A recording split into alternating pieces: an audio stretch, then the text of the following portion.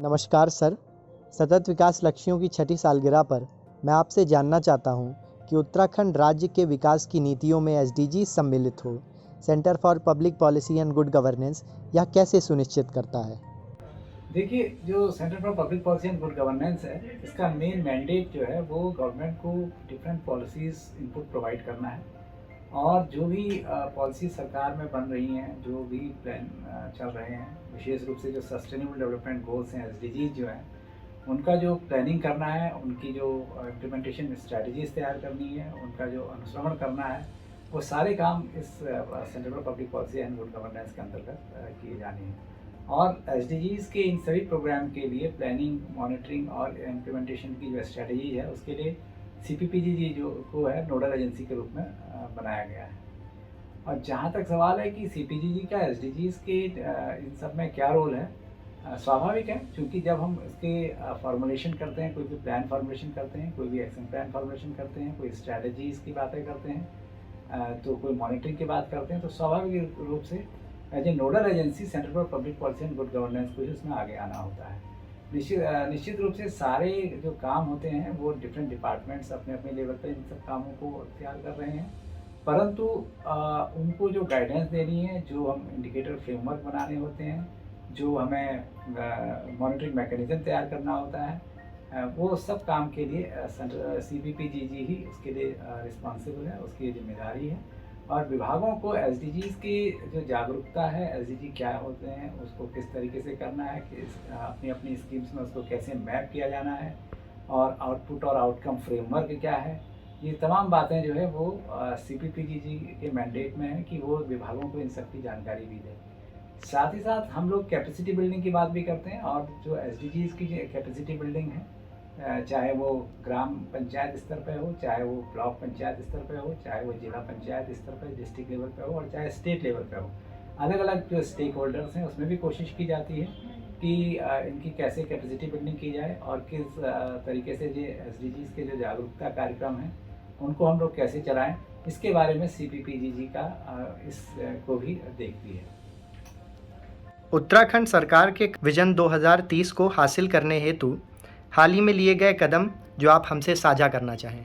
देखिए, विजन 2030 जो है वो 2018 में स्टेट ने इसको बना दिया था, और ये एक ऐसा डॉक्यूमेंट है जो पूरा का पूरा रोड मैप देता है डिफरेंट सेक्टर्स में, और उन डिफरेंट सेक्टर्स का रोड मैप देता है कि हम लोगों को 2030 में कहाँ पहुँचना है। और केवल 2030 ही की बात नहीं, इन बिटवीन उसकी स्ट्रैटेजीज़ क्या होंगी, हम लोगों को किस तरीके से इसमें बढ़ना है, हम लोग कौन सी मेथडोलॉजी अपनाएं, किस तरीके से रिसोर्स को लेकर के हम आगे बढ़ें, इस तमाम बातें 2030 विजन के अंतर्गत की हैं। जहाँ तक वर्तमान में इसको बढ़ाने के लिए क्या कार्रवाई की जा रही है, का सवाल जो आपने पूछा है, वो जो स्कीम्स चलती हैं विभागों की, जैसे जब भी बजट आते हैं उन बजटों में स्कीम्स होती हैं, तो 2030 से पहले भी कई आपको प्रोग्राम्स के टारगेट्स हैं। 2022 में कुछ आपको अचीव करने हैं, 2024 में कुछ आपको अचीव करने हैं, 2026 में कुछ आपको अचीव करने हैं। तो ये जैसे जैसे ये प्रोग्राम्स आगे बढ़ते हैं, जो हम 3 ईयर 7 ईयर स्ट्रैटेजी और एक्शन प्लान की बात कहते हैं, वो उसके अंतर्गत आता है।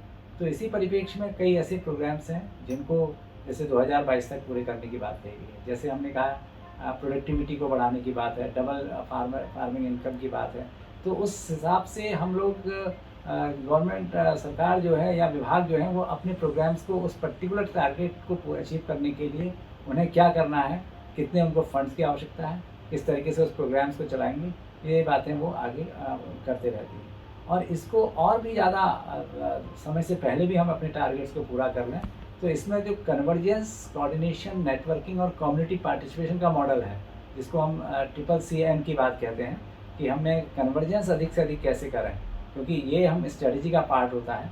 तो ये व्यवस्थाएं कुछ समय से शुरुआत करी गई हैं, कन्वर्जेंस को कैसे किया जाए डिफरेंट डिपार्टमेंट के साथ, और कम्युनिटी पार्टिसिपेशन को कैसे अधिक से अधिक बढ़ाया जाए, कोऑर्डिनेशन बिटवीन द डिपार्टमेंट्स, किस तरीके के कोऑर्डिनेशन उसमें हो सकते हैं, और कोऑर्डिनेशन एक बड़ा इंपॉर्टेंट इशू होता है, और नेटवर्किंग कैसे की जाए इन सारे प्रोग्राम्स को करने के लिए। देखिए, जब हम एसडीजीज़ की बात कहते हैं तो ये बिल्कुल नहीं है कि एसडीजीज़ केवल और केवल सरकारी प्रोग्राम से अचीव हो सकेंगे।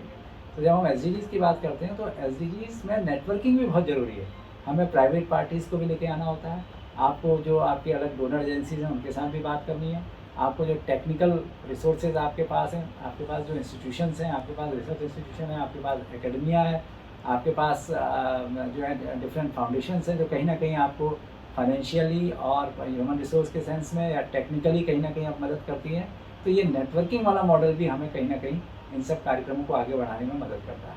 तो इन्हीं सब दिशाओं में जो स्ट्रैटेजीज़ बनाई जा रही हैं, जो विभागों के साथ बातचीत की जा रही है, वो इसी CCCN जो मॉडल हम कह रहे हैं, जिसमें मैंने आपको जैसा बताया community participation is one of the very very important thing, जिसको हमें लोगों को लेकर के इसमें आगे बढ़ना है। इसका मैं आपको उदाहरण बताता हूँ, जो पंचायत में जैसे हम लोग कर रहे हैं, GPDP जो ग्राम पंचायत डेवलपमेंट प्लान पंचायती राज विभाग को हम लोग जो सपोर्ट कर रहे हैं, वो इसी का एक उदाहरण है। वहाँ पे कम्युनिटी पार्टिसिपेशन के बेसिस पे ही हम उस प्लान को फॉर्मुलेट कर रहे हैं और उसी के बेसिस पे उसकी स्ट्रेटजीज आगे तैयार कर रहे हैं। तो ये मॉडल ही सबसे इम्पोर्टेंट मॉडल है जो इस बीच हमने काम करने की बात कही है CPGG की ओर से, वो ये CCCN मॉडल पर ही काम करने की बात कही है। आम नागरिक जिसने अभी ही SDGs के विषय में जानना शुरू किया हो, वैसे नागरिक की सहभागिता कैसे सुनिश्चित की जा सकती है?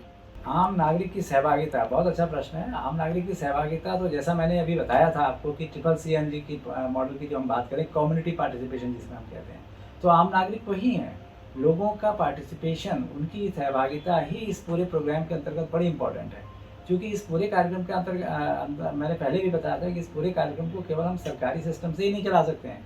इसमें कम्युनिटी पार्टिसिपेशन, क्योंकि इसमें कई ऐसी आपके इंटेंजिबल थिंग्स हैं, क्योंकि हम socio economic and environmental sustainability की बात करते हैं। हम सामाजिक सस्टेनेबिलिटी, वो कहीं ना कहीं आम नागरिक से जुड़ा हुआ है। समाज के अंदर हमारी वैल्यूज़ क्या होनी चाहिए, हम कैसे चीज़ों को, एनवायरमेंटल सस्टेनेबिलिटी, हम पानी को कैसे बचा सकते हैं, हम बिजली को कैसे कम से कम वो कर सकते हैं, हम पॉल्यूशन को कैसे कंट्रोल कर सकते हैं। तो ये सब आम आदमी की भागीदारी ही है। लोगों की जो अंडरस्टैंडिंग है, लोगों की जो जानकारी है, लोग जो इन प्रैक्टिसेस को करते हैं, वो आम नागरिकों की भागीदारी ही है।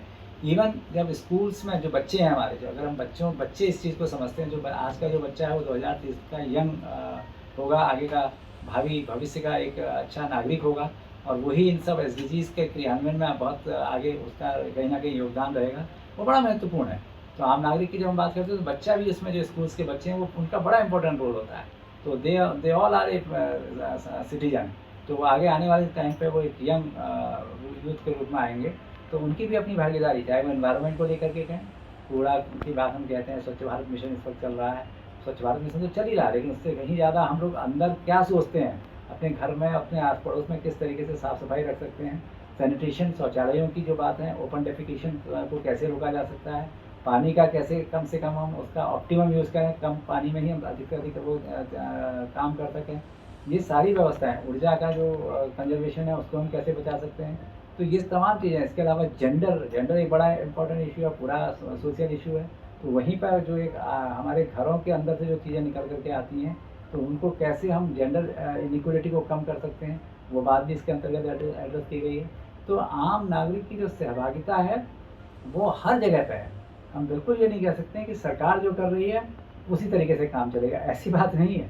क्योंकि आम नागरिकों की सहभागिता, आम नागरिकों की जो राय है, आम नागरिकों का जो करने का तरीका है, फैसिलिटेट गवर्नमेंट करती है। गवर्नमेंट एक जो है हर चीज़ों को फैसिलिटेट करती है, लेकिन जो आम जन है, आम जन ही उन सब चीज़ों को आगे इम्प्लीमेंट करते हैं, उन चीज़ों को आगे बढ़ाते हैं। तो इसलिए आम लोगों की सहभागिता तो इस SDG में होनी ही होनी है, बिना उसके तो आगे चीज़ ही नहीं बढ़ पाएगी। अब प्लास्टिक का यूज़ कौन करता है? प्लास्टिक का यूज़ तो आम आदमी ही यूज़ कर रहा है ना। या प्लास्टिक का यूज़ नहीं करना है वो कौन बताएगा? आम आदमी बताएगा। सरकार तो एक कोई एक ऑर्डर कर देगी या कह देगी साहब बैन कर देते हैं। तो बैन तो हमें दिमाग से करना है ना, हमें किसी ऑर्डर से बैन थोड़ी करना है। हमें उस दिमाग से बैन करना है, हमें अपनी उस शहर को कैसे आगे बढ़ाना है, कैसे उस शहर में साफ़ सफाई रखनी है। तो ये सब छोटी छोटी चीज़ें हैं जो आम सहभागिता, आम नागरिकों की मदद से ही आगे बढ़ सकती हैं। तो जैसे ऐसे उदाहरण मैंने आपको बता दिए, दीज ऑल आर इंटेंजिबल, वो आपको कई चीज़ें दिखाई भी नहीं देती हैं। राज्य के युवाओं को आप क्या संदेश देना चाहते हैं? अरे युवा तो, आगे के भविष्य तो युवाओं के हाथ में ही है। और जब युवा की जब हम बात करते हैं तो युवा ही सब चीज़ों को आगे लेकर के जा सकता है। तो जहाँ तक सरकार का सवाल है, गवर्नमेंट ने जैसे यूथ, हमारी यंग प्रोफेशनल पॉलिसी निकली हुई है, गवर्नमेंट के साथ अगर लोग जुड़ना चाहते हैं, अपने चीज़ों को आगे लेकर के आना चाहते हैं, तो उसमें वो जुड़ सकते हैं। उसके अलावा जो हमारे पढ़े लिखे बच्चे हैं, अलग अलग फील्ड में इंटर्नशिप करने की अगर वो बात कर सकते हैं, तो वो इंटर्नशिप प्रोग्राम्स में हमारे साथ आ सकते हैं। और SDGs को समझना अगर वो चाहते हैं, तो एसडीजीज़ पे अब तो कई कॉलेजेस वगैरह में ने भी एसडीजीज़ के कैप्सूल्स चला दिए हैं, कोर्स में अपने करिकुलम में वो लेके आ गए हैं। तो इस तरीके से युवाओं का भागीदारी इसमें हो सकती है। लेकिन उससे भी कहीं ज़्यादा महत्वपूर्ण जो होता है वो जैसा मैंने पहले बताया कि युवाओं को मेरा ये संदेश होगा कि अपने जो आप आस-पास का जो परिवेश है, जहाँ पे मैं फिर से कहूँगा socio economic and environmental sustainability की हम बात कर रहे हैं। तो हमारा जो जो जो आस-पास का परिवेश है, सामाजिक परिवेश है, पर्यावरण का परिवेश है, उसको हम कैसे सुरक्षित और कैसे उसको मजबूत बना सकते हैं। वो अगर युवा हमारे इसको समझ सकें और लोगों को सपोर्ट कर सकें, तो मैं समझता हूँ कि हम लोग काफ़ी कुछ एसडीजीज़ बिना किसी कॉस्ट, बिना किसी लागत के ही उन एसडीजीज़ को अचीव कर सकते हैं। तो एनवायरमेंटल सस्टेनेबिलिटी और सोशल सस्टेनेबिलिटी 2 एक ऐसे इश्यू हैं जिसमें युवाओं की ज़बरदस्त भागीदारी है। इकोनॉमिक सस्टेनेबिलिटी तो खैर धीरे-धीरे आएगा ही आएगा। अल्टीमेटली इस पूरी इकोनॉमी का पार्ट तो युवाओं को ही बनना है आगे।